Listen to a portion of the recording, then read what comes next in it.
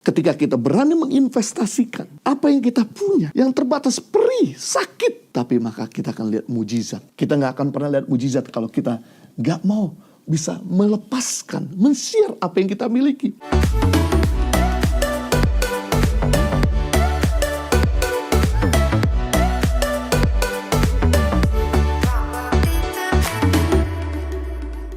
Yang kedua, kita belajar bagaimana orang-orang Galilea ini mengalami pemeliharaan Tuhan. Orang-orang Galilea mau berbagi dari milik mereka.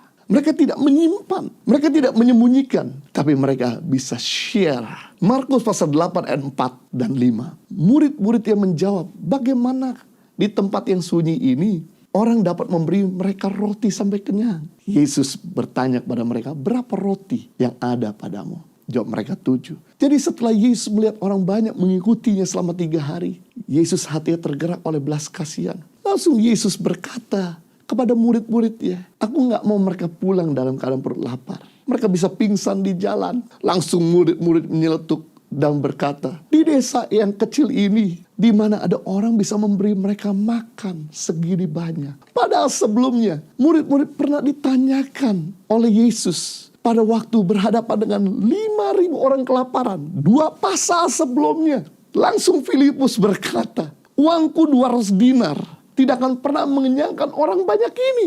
Langsung Yesus berkata, apa yang ada pada kita? Andreas mulai mencari dan kemudian dia mendapatkan anak kecil yang punya 5 roti dan 2 ekor ikan. Dan Andreas minta roti tersebut dan ikan tersebut dan menyerahkan kepada Yesus. Apa yang terjadi? Berkat bantuan anak kecil ini yang mau berkorban, maka 5.000 orang yang kelaparan dapat kenyang dan sisanya 12 bakul penuh.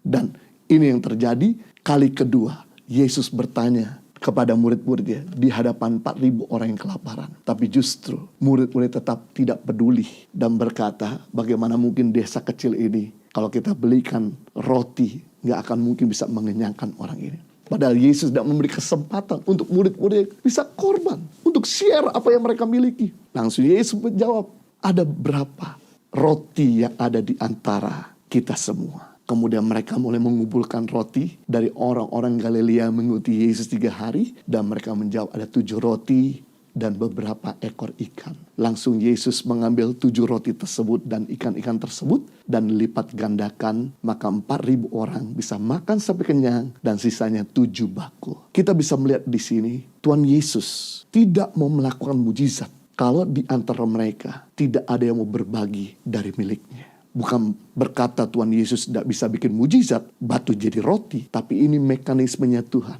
caranya kerja Tuhan. Dia mau untuk kita ikut kontribusi, maka dia akan lipat gandakan. Dia akan bikin mujizat ketika ada yang kontribusi. Tuhan tidak pernah tanya apa yang tidak kita miliki, tapi yang dia tanya apa yang kita miliki. Dengan tongkat Musa dia bisa memimpin. Dengan 5 roti dan 2 ekor ikan dia bisa mengenyangkan 5.000 orang. Dengan 7 roti maka dia bisa mengenyangkan 4.000 orang. Mari, apa yang ada pada kita? Kita belajar di sini untuk bisa share, bisa membagikan harta kita, talenta kita, ilmu kita kepada pekerjaan Kristus, kepada orang lain. Maka yang terbatas yang kita miliki ketika kita serahkan sama Tuhan, Tuhan akan lipat gandakan. Investasi terbesar bukan di bumi, tapi investasi terbesar itu di kerajaan Allah dan dalam hidup orang. Ketika kita berani menginvestasikan apa yang kita punya, yang terbatas, perih, sakit, tapi maka kita akan lihat mujizat. Kita gak akan pernah lihat mujizat kalau kita gak mau bisa melepaskan, men-share apa yang kita miliki.